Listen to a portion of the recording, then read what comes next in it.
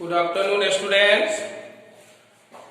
आज आपको congruency triangle में कुछ सवाल पढ़ना है और लगभग कॉन्ग्रुएंसी ट्रायंगल का जितने भी थ्योरम था वो आपको हमने बताया और आज उस पर कुछ सवाल हम देखेंगे। तरह तरह के सवाल देखेंगे, आपको प्रैक्टिस करने के लिए भी देंगे, प्रैक्टिस भी करना है। लेकिन शुरुआत करने से पहले एक बार फिर आपको याद दिला दें कि आप जो है पूरी तरह से घर में शांति व्यवस्था कायम करके रहे और मन लगा करके जो पीछे का भी क्लास है सबको रिवाइज करते रहे और समय का सही उपयोग करना है। कुछ बच्चे का बहुत शिकायत भी आता है कि ये लॉकडाउन में इधर उधर जो है घूमने फिरने चला जाता है, रात में पेरेंट्स का फोन भी आता है। ये सब नहीं होनी चाहिए। जो बच्चे घर में है ठीक तरह से उसको पढ़ाई करो और कितना बेहतरीन व्यवस्था हमने दे दिया कि आप लाइव हो तो ठीक है, लाइव नहीं हो तो फिर बाद में भी आप जो है पीछे का पढ़ाई कर सकते हैं। और चैप्टर जो है शॉर्टकट में पढ़ा रहे हैं, आपके पास जो है बुक होगा, उस बुक से यदि आप सवाल को बनाएंगे तो निश्चित रूप से आपका समय कट जाएगा। आप परेशान न करें अपने गार्जियन को और सही ढंग से घर में रहें।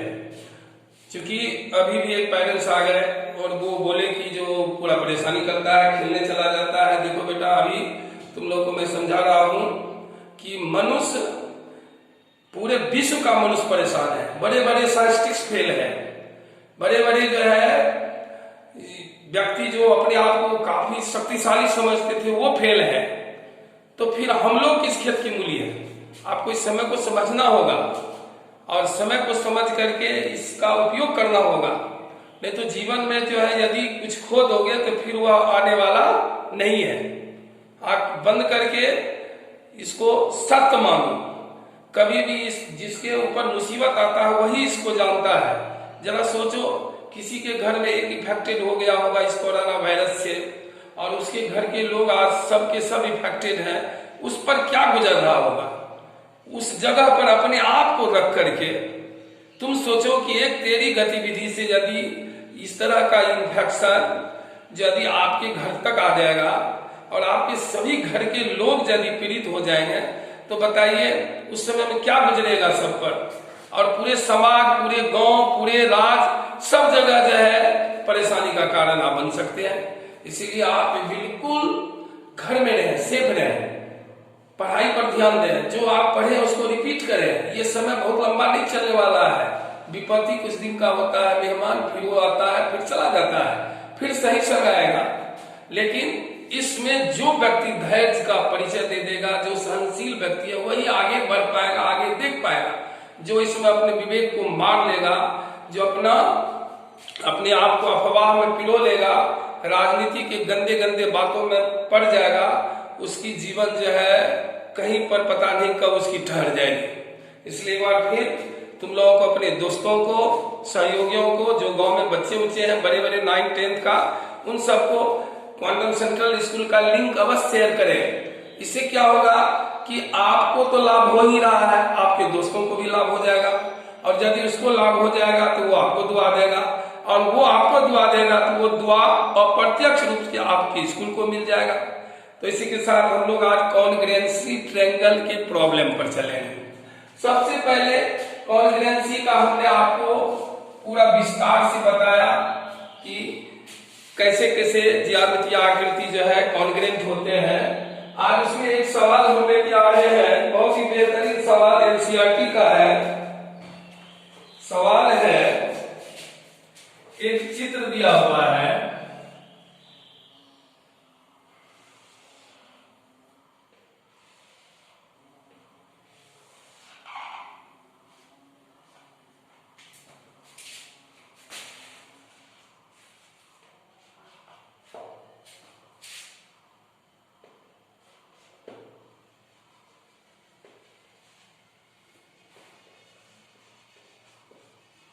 देखो बच्चों, इस चित्र में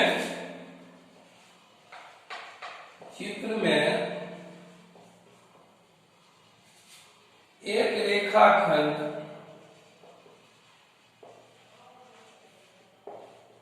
AB पर, एक रेखाखंड ये AB पर एडी,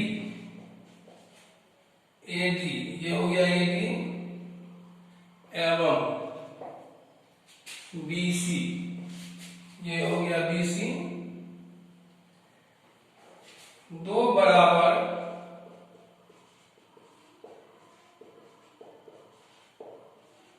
लंब रेखाखंड है। देखो ये आकर के इस पर यहां 90 का कोण बना दिया कि ये एक लंब रेखाखंड हो गया, और यहाँ ए पर आकर के DA जो है 90 का एंगल बना दिया तो ये DA भी एक लंब रेखाखंड हुआ। तो आपको दिखाना है, तो दिखाओ कि या दर्शाओ कि CD रेखाखंड,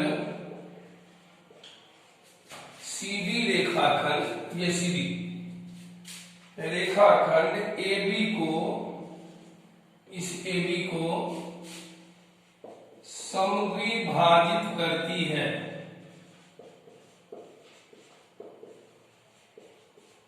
ये आपके सवाल है, एनसीईआरटी का सवाल है, बहुत बेहतरीन सवाल। सवाल को एक बार समझ लेते हैं। एक रेखाखंड AD है, दूसरा क्या है BC है, और ये AB रेखाखंड पर लंबवत है। लंबवत का मतलब 90 का यहां भी कोण बना रहा है, 90 का यहां भी कोण बना रहा है। अब आपको दिखाना है कि CD, ये C से D को यदि मिला देते हैं तो यह CD रेखाखंड इस AB रेखाखंड को यहां O पर दो बराबर भाग में बांटती, यानी ये और ये दोनों आपस में बराबर है। ठीक है, अब सीधा इसको हम लोग प्रमाण पहले समझ लेते हैं। देखो प्यारे बच्चों, ये आपको दिखाना है इसके बराबर। ये इसके बराबर तब होगा जब ये दोनों ट्रायंगल कॉन्ग्रुएंट होगा, और इस दोनों ट्रायंगल को कॉन्ग्रुएंट करने के लिए सबसे पहले देखिए कि ये कोण 90 का और ये कोण कितना है 90 का है। इसके बाद फिर देखिए कि ये और ये पैरेलल लाइन है। ये पैरेलल लाइन क्यों है? क्योंकि ये भी 90 का एंगल बनाता है और ये भी 90 का एंगल। तो आपको हमने बताया था कि जब इस तरह से कोई लंबवत रेखा है तो यहाँ 90 बनेगा तो ये दोनों पैरेलल हो जाएगा। तो ये और ये पैरेलल लाइन है जिसको ये ट्रांसवर्सल लाइन काटती है। तो इस तरह से ये एंगल और ये एंगल दोनों क्या हो जाएगा आपस में बराबर। अब इसके बाद आते हैं, फिर सवाल कहता है AD एवं BC, AD एवं BC दो बराबर लंब रेखाखंड, यानी AD बराबर किसका है BC का, ये बराबर किसका है BC का। ये नहीं सवाल ही करता है AD एवं BC दो बराबर लंब रेखाखंड, ये बराबर भी है और लंब भी है। तो ये साइड इसके बराबर, ये एंगल इसके बराबर और ये एंगल इसके बराबर, तो दो एंगल बीच के कोण और दो एंगल बीच के कोण से दोनों ट्रायंगल क्या हो गया कॉन्ग्रुएंट। जैसे ही कॉन्ग्रुएंट होगा तो ये और ये आपस में बराबर होगा। इसी को लिखना, त्रिभुज ADO एवं त्रिभुज BCO में AD बराबर किसका BC, ये प्रश्न दिया हुआ है। AD बराबर किसका BC, ये प्रश्न से ही है। और एंगल ADO बराबर है CBO, ये 90 डिग्री है, ये भी प्रश्न से है। तो जब ये एंगल बराबर है तो BC पैरेलल किसका हो गया AD का, जिसे CD तिर्यक रेखा ट्रांसवर्सल लाइन काटती है। इसीलिए कोण BCO, BCO इक्वल हो जाएगा ADO। ये कैसा कोण हो गया? एकांतर कोण से। इस तरह से दो कोण बीच की भुजा यानी ASA क्राइटेरिया से triangle ADO parallel triangle BCO, sorry parallel है भाई, congruent triangle ADO congruent triangle BCO। जैसे ही ट्रायंगल ये कॉन्ग्रुएंट हुआ तो OB बराबर किसका होगा? OA का। OA बराबर किसका हो गया? OB का। अर्थात CD जो है AB का समद्विभाजक, CD AB का समद्विभाजक है। यही प्रूव करना था। ये प्रूव हुआ। बहुत ही बेहतरीन सवाल, इसे नोट कीजिए।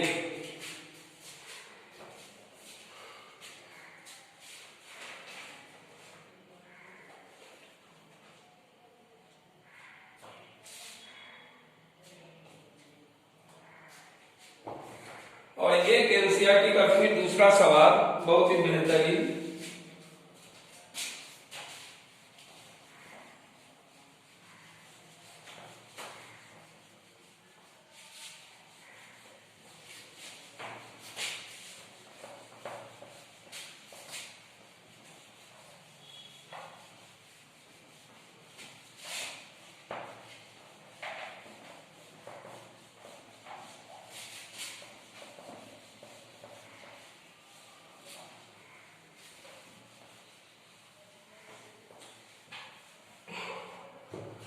बहुत ही बेहतरीन सवाल एनसीईआरटी का।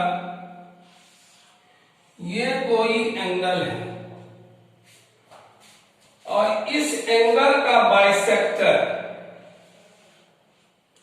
एक रे नाम लिख देते हैं AOB कोई एंगल है और इस एंगल का बाइसेक्टर BP है। बाइसेक्टर का मतलब हुआ कि ये दोनों एंगल जो है ये आपस में बराबर है, जितना ये है उतना ये।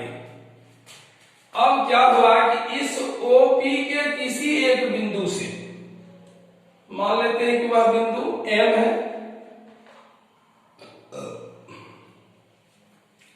एक लंब रेखा इस पर खींचते हैं, एक लंब रेखा इस पर खींचते हैं। मान लेते हैं कि यह MK है और ये MY है, ये लंब रेखा है। तो आपको दिखाना है कि यह जो लंब रेखा है MK और MY ये दोनों ही आपस में बराबर है। पहले चित्र से सवाल, कोण AOB के समद्विभाजक OP है। OP के बिंदु M से M के लंब M के परपेंडिकुलर OA तथा MY परपेंडिकुलर OB। तो सिद्ध करना है, to prove that MK equal MY, MK equal MY।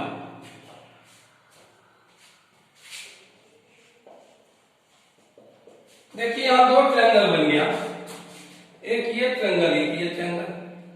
ये दोनों ट्रायंगल को हम सिर्फ सर्वांशम कर दें, कॉन्ग्रुएंट कर दें तो ये प्रूव हो जाएगा। लिखते हैं सबसे पहले ट्रायंगल OMK एवं ट्रायंगल OMY।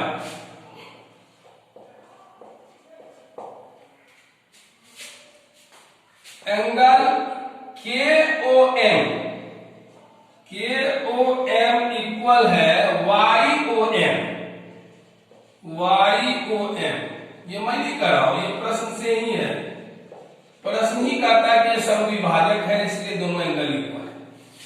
फिर देखिए MKO इक्वल है MYO, ये भी मैं नहीं कह रहा हूं, ये भी प्रश्न कहता है कि ये इस पर दोनों पर लंब है, और लंब जहां होगा वहां 90 डिग्री का कोण बनेगा। और फिर देखो OM कॉमन साइड है, इस ट्रायंगल का भी साइड है, इस ट्रायंगल का भी साइड है, ये कॉमन साइड है। OM इक्वल OM, ये कॉमन साइड है, उभयनिष्ठ भुजा है। इस तरह से आप इस दोनों ट्रायंगल में देखिए, ये कोण और ये भुजा, ये कोण इसके बराबर, ये इसके बराबर, बीच की ये भुजा, तो AAS से, किससे? AAS से,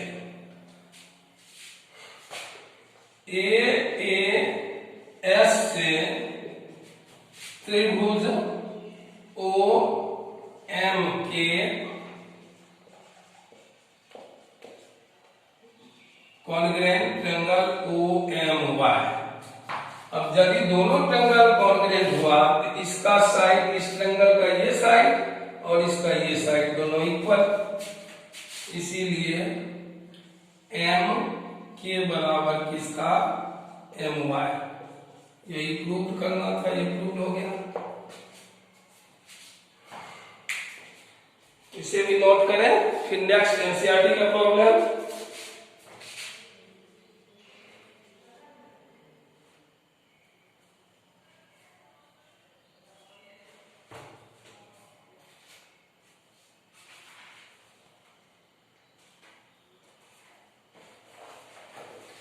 बहुत ही अच्छा प्रॉब्लम।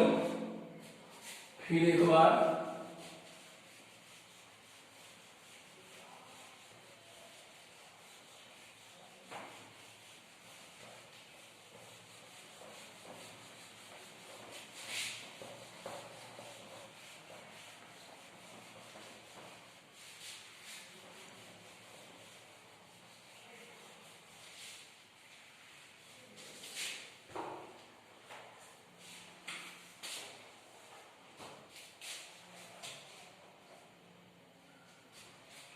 ये देखिए त्रिभुज है,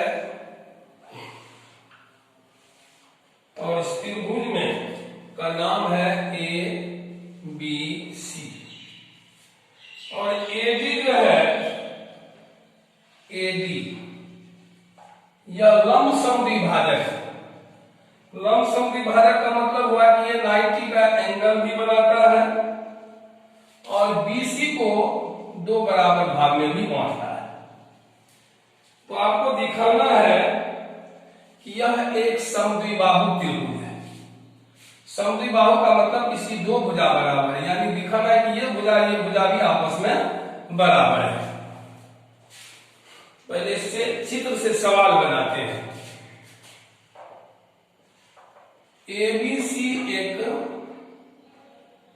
त्रिभुज है जिसमें शीर्ष A से AD, शीर्ष A से AD लंब समद्विभाजक, यानी परपेंडिकुलर बाइसेक्टर,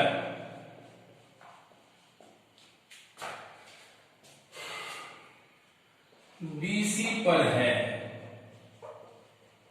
तो सिद्ध करना है, सिद्ध करें कि त्रिभुज ABC एक समद्विबाहु त्रिभुज है। एकदम सिंपल सा है। हम इस दोनों ट्रायंगल में विचार करेंगे। देखो ये 90 एंगल, ये 90 एंगल,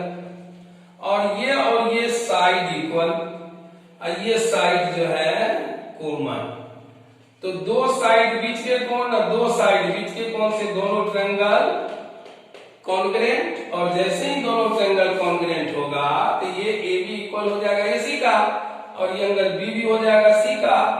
इस तरह से यह क्या हो जाएगा, समद्विबाहु त्रिभुज हो जाएगा।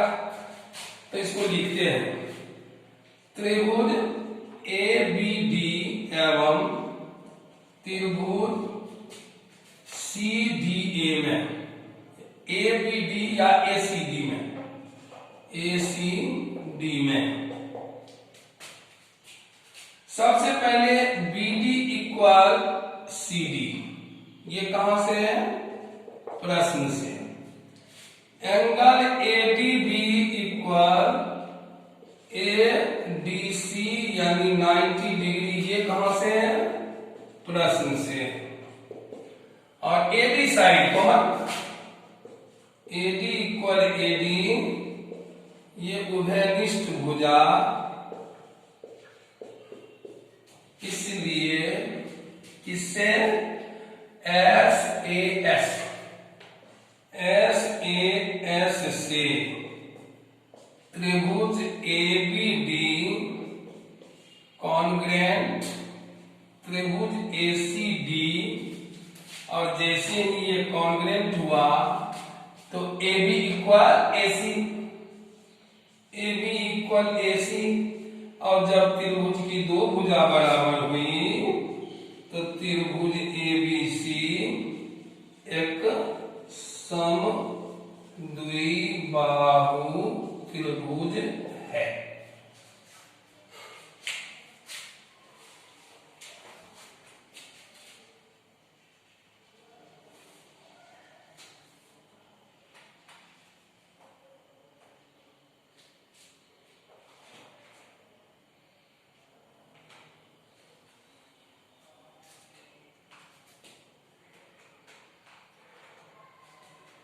और एक और एनसीईआरटी का सवाल आ रहा है, बहुत ही बढ़िया सवाल।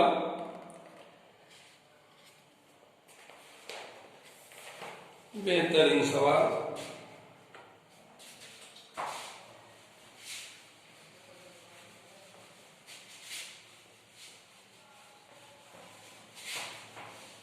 बहुत ही अच्छा सवाल सब है। कॉन्ग्रुएंसी ऑफ ट्रायंगल में आपके पास जो भी राइटर के बुक हो, चाहे RS अग्रवाल हो, doctor KC Sinha Hindi medium की किताब हो, या दासगुप्ता भारतीवन की किताब हो, या फिर एनसीईआरटी की किताब हो, जो भी किताब आपके पास हो, आप उनको रख करके ट्रायंगल चैप्टर निकालिए, उसमें से कॉन्ग्रुएंसी ऑफ ट्रायंगल चैप्टर निकालिए, और उसमें जितने तरह के सवाल हैं आप खुद ब खुद बनाने का प्रयास कीजिए।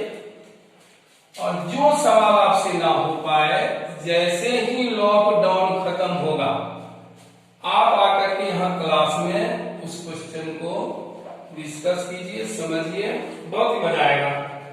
चलते हैं, सवाल लिखते हैं। एक त्रिभुज है ABC,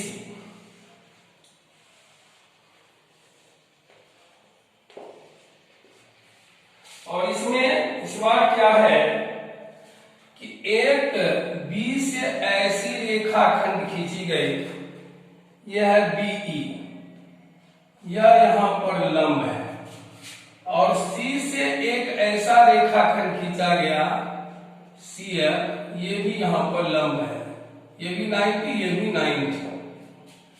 अब आपको दिखाना है कि त्रिभुज ABC या समद्विबाहु त्रिभुज है, यानी इसकी भी दो भुजा आपस में बराबर है। लेकिन एक चीज इसमें और दिया हुआ है कि ये शीर्षलंब जो है BE और CF दोनों आपस में बराबर भी है। पहले इस चित्र से सवाल को बनाते हैं। त्रिभुज ABC में BE एवं CF क्रमशः AC एवं AB पर बराबर लंब है, लंबी है और लंबाई में बराबर भी है। तो सिद्ध करें कि त्रिभुज एबीसी एक समद्विबाहु त्रिभुज होगा। त्रिभुज है। चलते हैं बच्चों, हम यहां से ट्रायंगल लेंगे। एक ट्रायंगल लेंगे बी ई सी, दूसरा ट्रायंगल लेंगे B C F. Triangle B C E, B C E एवं ट्रायंगल बी सी ई और B C F. B C F में अब विचार कीजिए कि ये कोण तो बराबर है। प्रश्न से angle B E C equal B F C 90 degree. ये कहां से है? प्रश्न से। और BE is equal to C F, ये भी कहां से है? प्रश्न से। और देखिए ये ट्रायंगल बनने में भी बीसी आया और ये ट्रायंगल बनने में भी बीसी आया, तो बीसी कॉमन साइड।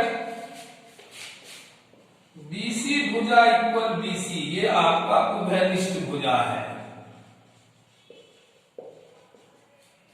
तो देखो ये कोण समकोण, ये कोण समकोण और समकोण बनाने वाली ये भुजा और समकोण बनाने वाली ये भुजा बराबर। और इस ट्रायंगल के भी ये कर्ण है और इस ट्रायंगल के भी ये कर्ण है। तो इस बार आर एच एस से,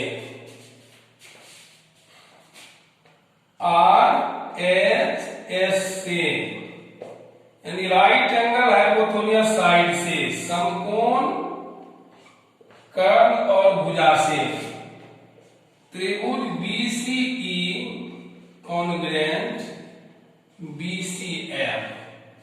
जैसे ही ट्रायंगल कॉन्ग्रुएंट होगा तो इस ट्रायंगल का ये कोण और इस ट्रायंगल का ये कोण बराबर हो जाएगा।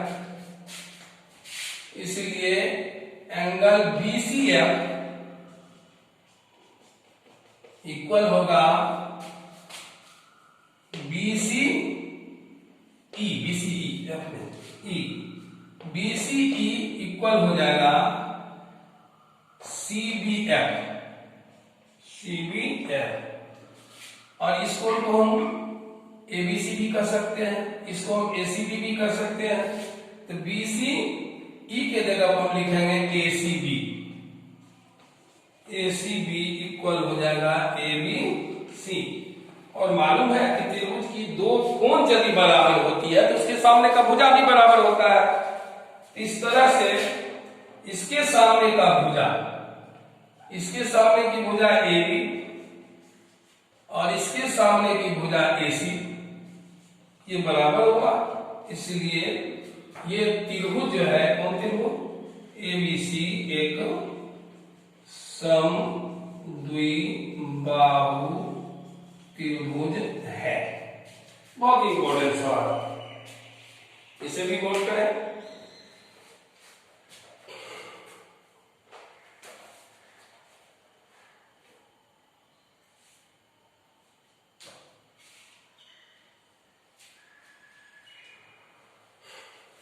एक एनसीईआरटी का और ही बेहतरीन सवाल आ रहा है,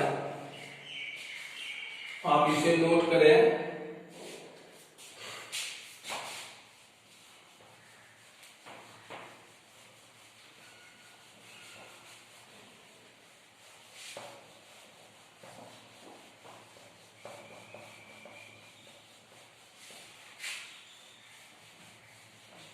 बहुत ही अच्छा सवाल।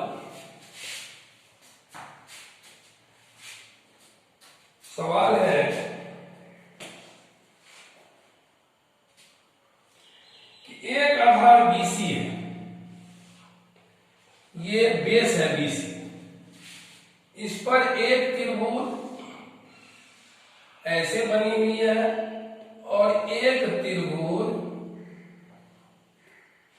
ऐसे बनी हुई है। इसका नाम है एबीसी या इसका नाम है बीसीडी। एक ही आधार बीसी पर बनी हुई है और ये साइड इसके बराबर है और ये साइड इसके बराबर है। आपको दिखाना है कि ये एंगल और ये एंगल आपस में बराबर है, ये एंगल और ये एंगल आपस में बराबर है। पहले सवाल को बना लेते हैं।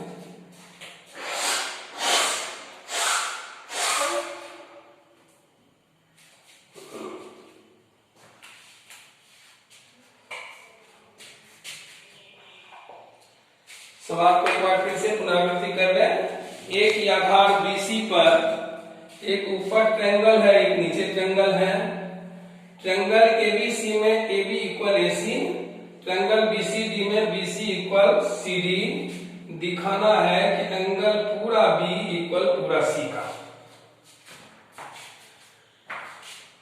एक ही आधार BC पर त्रिभुज ABC एवं त्रिभुज BCD इस प्रकार बने हैं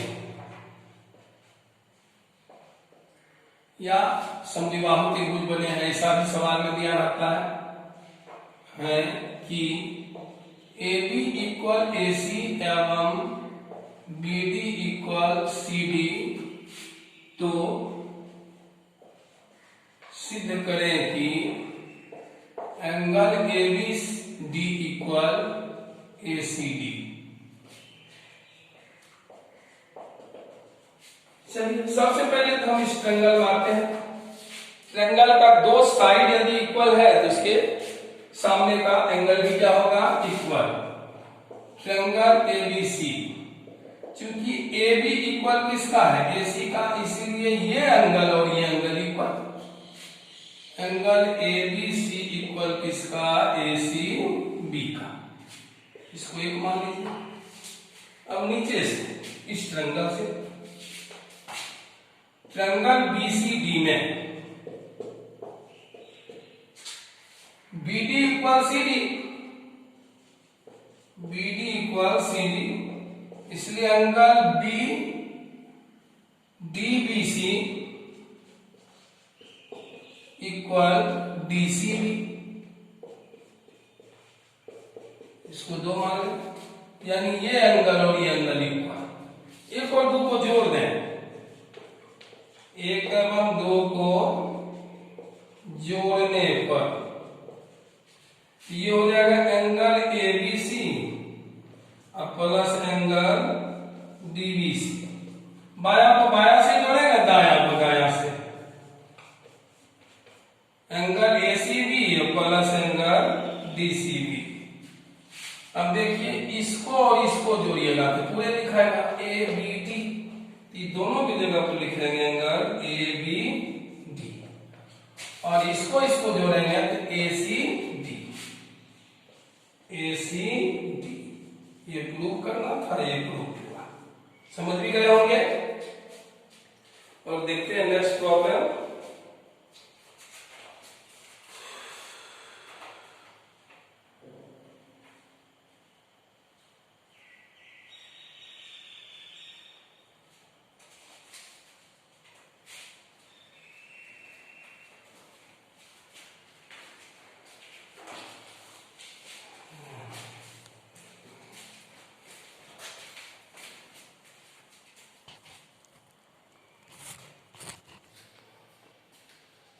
बच्चों ये बहुत ही भी आई सवाल। देखिए इस बार त्रिभुज ABC एक समद्विबाहु त्रिभुज है, यानी AB इक्वल किसका है, AC का। AB इक्वल AC और B से BE परपेंडिकुलर AC पर और C से CF परपेंडिकुलर AB पर। तो आपको दिखाना क्या है, दिखाना है कि ये शीर्ष लंब जो है आपस में बराबर है, यानी CF बराबर है BE का। सवाल बना लेते हैं।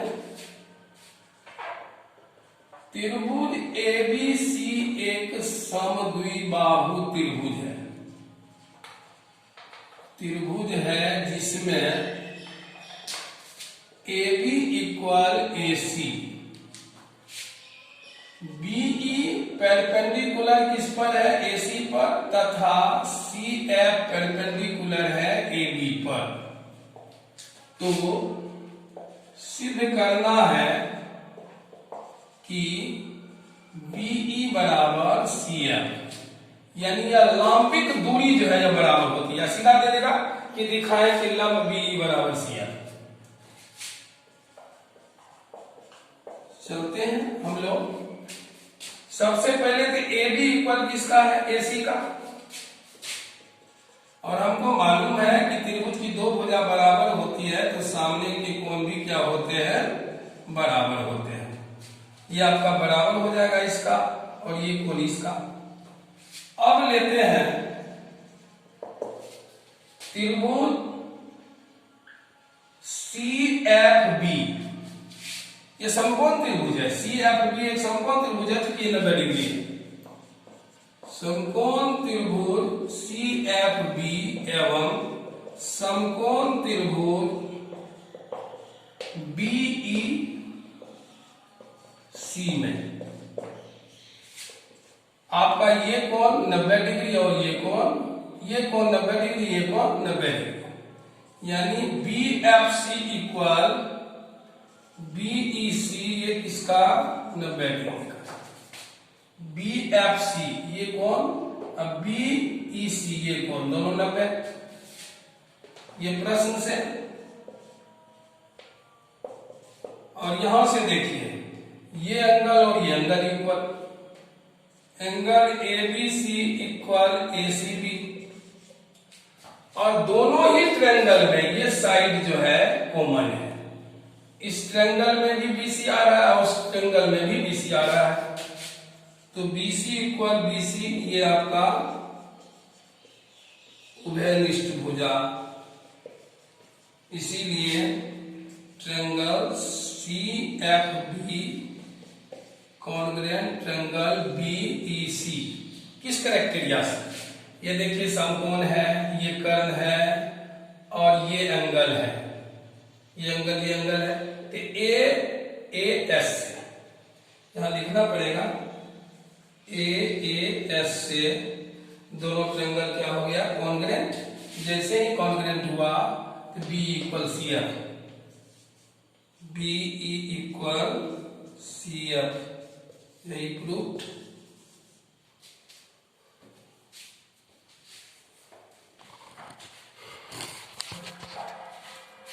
बहुत ही इंपॉर्टेंट सवाल। देखिए चित्र से, ABC एक त्रिभुज है जिसकी AB भुजा बराबर है AC का, और एक दूसरा त्रिभुज है ACD जिसमें AC भुजा बराबर है किसका? AD का। तो दिखाना है कि ये कोण जो है यह 90 डिग्री है, यानी BCD एक समकोण त्रिभुज है। कैसे? पहले सवाल बना लेते हैं। ABC त्रिभुज में AB बराबर AC तथा आधार BC पर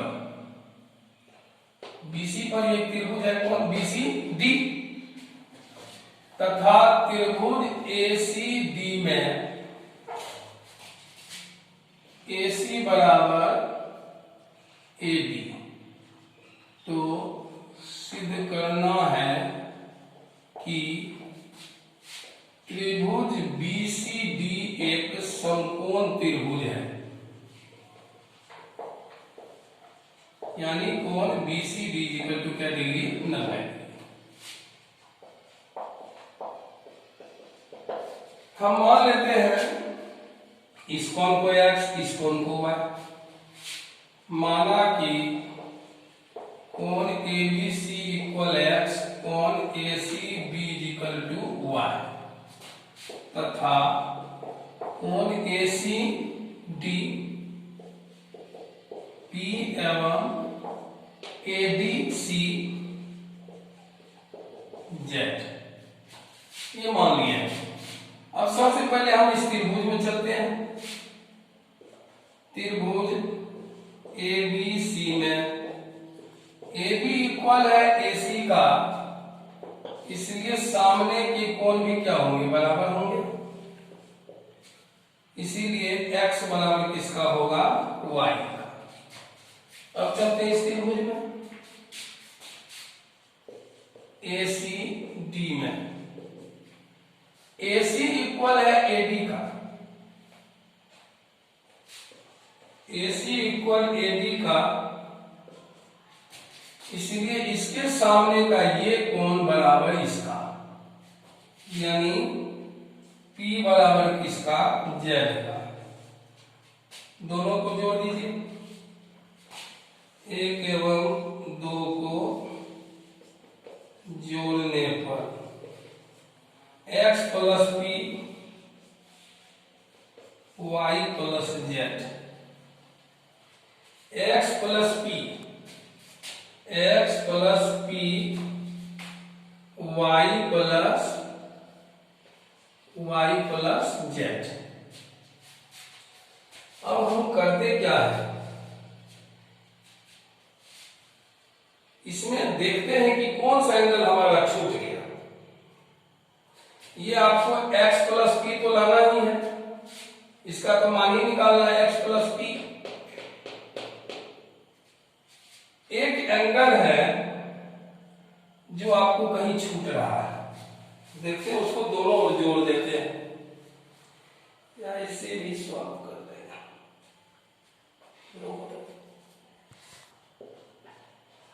परंतु त्रिभुज BCD में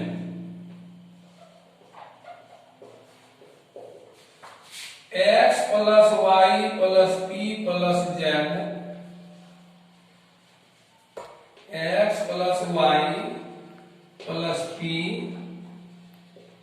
plus Z is equal to 180 degree. तो इस दोनों को जोड़ते हैं तो x plus y plus Z is equal to 180 degree. अब देखिए x प्लस P को एक जगह लिखते हैं plus x plus Z 180 degree. चूंकि x बराबर है y का, तो x के जगह पर हम रख देते हैं y, और z बराबर है p का, z बराबर है p का, तो इसके जगह पर लिख देते हैं p।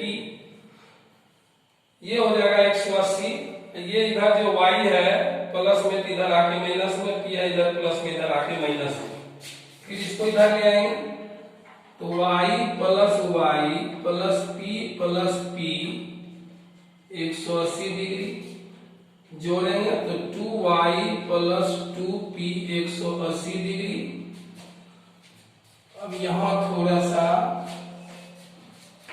2 कॉमन ले लेंगे, y plus p is equal to 180 degree, y plus p is equal to 180 by 2, इसलिए y plus p is equal to 90 degree, और y प्लस p यही एंगल है BCD is equal to 90 degree, यही prove करना था।